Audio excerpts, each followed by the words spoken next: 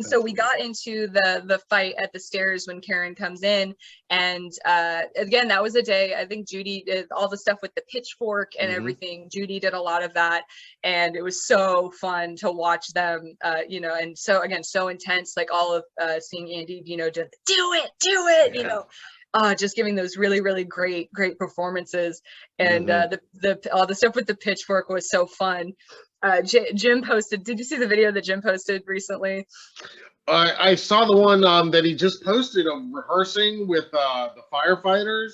Yes, he posted one on Halloween though, and so they had this rig so that the pitchfork could like be stuck into his back. Oh, I did see that. Yes, where he's like, and everybody not fell down when he turned around. Yeah, so we joked it was like we caught a whale, or you know, we caught a Jim, and I completely forgot that we shot that until we should have. But if you watch it, yeah, I like pull the camera back, and it's all the doubles and our stunt coordinator, I think our second AD, like, hey Jim, and he spins around and we all hit the ground. So we had a lot of fun. And again, it was my first time meeting Jim, and he, you know, so kind and sweet and such a gentleman. And so great to work with, and just really, you know, was taking ownership of that character, and him being a stuntman, you know, he's, you know, able to talk to us and talk about his needs for things more than most actors probably would. And I remember the one thing I had to do, I had when she stomps his head, they used me for that, and so that's my one little bit in that thing. And I also couldn't remember if I was the one who pulled the mask off or not. I don't think it was me, because I just read an interview with Judy where she was talking about that and having to be careful with the mask. But again, you know, what was just so amazing is being so green at that time. It was my first film, but to be watching these incredible actors and actresses, you know, giving these great performances, it was such an honor just to be there and to watch, and to also be able to talk to them and the stunt performers as well, and ask questions and learn. And we had a lot of fun that day. And then the next day was my last day, and it was just me that day. And I had no idea what we were shooting that day. On the call sheet, it said, and it was October 31st, 2019. Oh, wow. Yeah, on the call sheet, the scene just said Karen in the Shape dance. And so I remember I get to set, I get through the works, and I look to Aaron, and I was just like, so what are we doing? And he goes, no one told you? And I was like, no. And what are we doing today?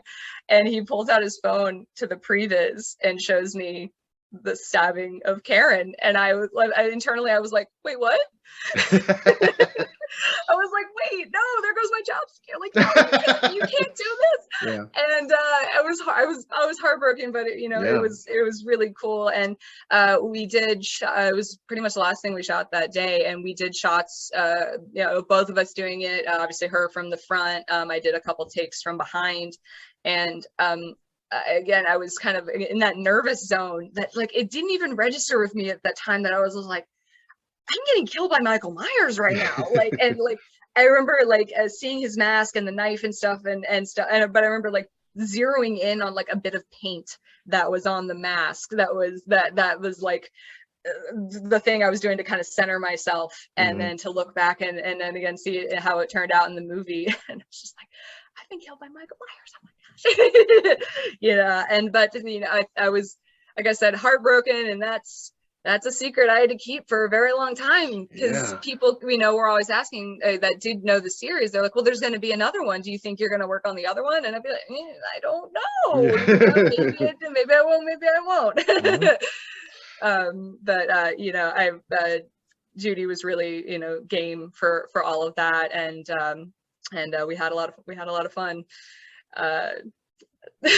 Oh man, well, yeah, I mean, that is amazing to hear.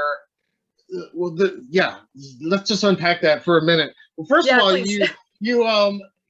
The stomping of Michael's head, I mean, that there, I was going to be like, well, I mean, how many people get to kind of get the better of Michael there in a scene? And of course, Karen's a character that's kind of had two notable gotcha moments now. But so you got to do that. I was going to ask if you were doing any of the running from Michael when he's chasing her, but I guess that was all Judy in those scenes, because they're pretty quick and but I love those shots of James even without his mask. Yeah, and I was sitting off to the side. That's where they had our chairs. And again, I talk about, you know, his stature and the way that he carries himself and how simplistic the movement of the shape is, and that is what makes it so terrifying. Yeah. And you know, he was all bloodied up and burned and everything, and I just was watching him take these long loping strides across the street. And you know, she's sprinting and he's just walking.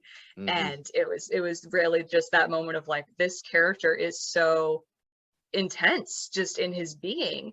And you know what I kind of enjoyed, because I didn't know about all of the other crazy stuff that they had done. I'd been, you know, brought in kind of late in the game, like the other kills and stuff like that. The other kills, yeah, and how they're just elevating constantly his power. And I think it shows, you know, this idea that Michael is not, you know, they've kind of simplified his backstory in this version of the movie, and it's just like he's just this absolute. He is this kind of personification of evil that can't be defeated. And you know, when he takes out 11 firefighters and like, you know, is getting shot and burned multiple times, he kills about 6 people who are, you know, who just beat him to death. You know, I didn't know about Tommy. And that was also heartbreaking because I thought Anthony Michael Hall did such a wonderful job as Tommy. And yeah, me too. Yeah, just really, really, and he was, like I said, really sweet person to work with. Jim is, like I said, he's just owns that character so much. And you know, watching his interviews and everything, and the pride that he has and attachment to that character, I'm really honored that I got to be a part of that. And to get to crush his head a little bit. You got to crush his head, and like you said, showing up on that set and seeing the Myers house for the first time, because you said earlier that I guess you'd seen the original 78 Halloween and the 2018 one by the time you were working on Kills. So you were, you know, you were familiar with Michael Myers and that much of the mythology, at least the current continuity and all that. So you knew the significance of the Myers house and how they had meticulously recreated it.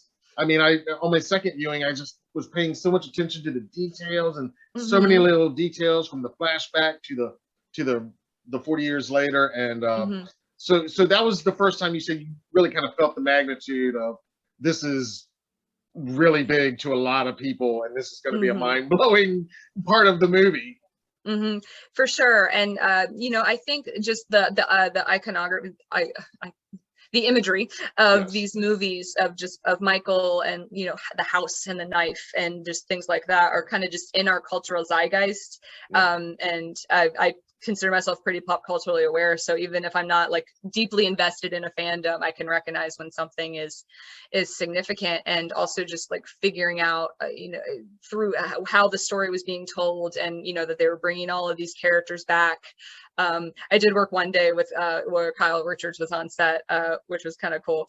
My favorite story about that is her, we were at lunch and she had a cafeteria tray, getting lunch like the rest of us. It was like a real housewife, but she's sitting here. She's a real cast member too, I guess. Exactly. And she was wonderful. I loved her scenes where she fought Michael. And yeah, it was, and you could tell the love on the set of from the crew that was really, you know, working very hard to make sure that that the fans were going to enjoy it.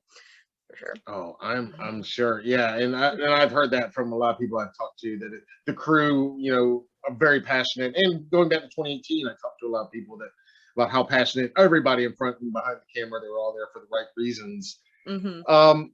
So Halloween Day, you said October 31st, literally in 2019, and it's your final day of shooting, and you don't even know what a monumental scene it is for the character, and this is a huge character in this current continuity we have. I mean, Karen, she played such an important role in those final moments of that 2018 film that just really, I always say those moments, that's when Karen became one of the absolute most interesting characters in this whole franchise.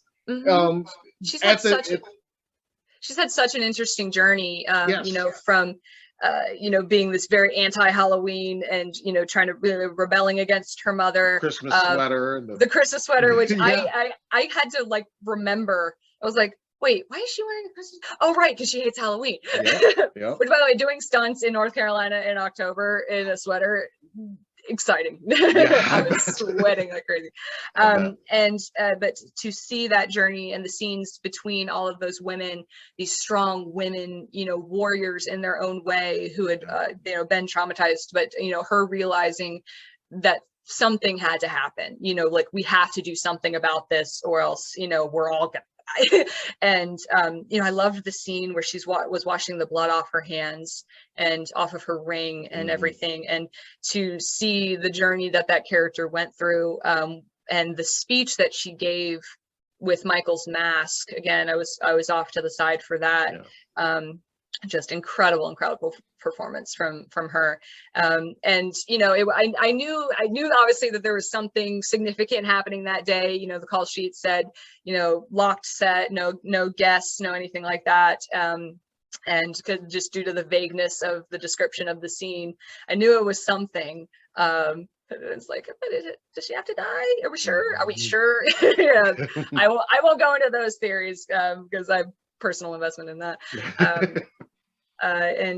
You know, I know Judy had such a good time working on that project, and you know, I would really, you know, love to work with her again, for sure. But it was hard for me because like I was holding on to these photos of me and her for 2 years, and I can't post them, can't do anything with them until it's out there. So. Oh man, and like you said, you're there, you're filming this scene, and it's a shock to you. You know, it's meant to be a shock to the audience, obviously, and that's when you're really realizing that this is going to be one of those, you know, scenes in Halloween, because it's not just any character. I mean, all the Michael Myers kills, franchise fans will tell you, they're all important and they're all great in their own way. But you know, I mean, certain characters, iconic characters and important characters. So this is a big moment. It's the finale moment in a movie called Kills, literally in the title. This is the big one. I mean, and so there you are. There's James, you know, stabbing. So I mean, how could you even keep? I guess you couldn't think about it too much at the moment. Yeah. Well, and it was also a moment where I was, like I said, I am a nervous person. I deal with anxiety, and having been so young, and I learned a lot of how to kind of keep that in check, definitely through that process. And I was also like sleep deprived and overly caffeinated, and just I think I was you know, you get to this point where you're like, and you just have to cut out all the noise. You can't be thinking about, you know, the significance of a scene in a grand, you know, just in that moment you have to think about what your action is, what your choreography is, and what you're being asked to do. And you know, I would say, like, I wish I had been a little more in the moment, but luckily, and I think even especially like through the pandemic, I've had a lot of time to kind of reflect on that and on the importance and the significance, and how grateful I am that I had that opportunity. And that's you know, Aaron, you know, took a chance on me for that, and just being so grateful. And you know, I'm a fan. I have my things that I am obsessed with. I'm a big Marvel person, you know, comic books and all those different things, Lord of the Rings, and like just with anything, like you know that these movies are being made for the core fans, and you just want them to like it and hopefully agree with the decisions that are being made. And again, that was why I was so happy that this was received so well.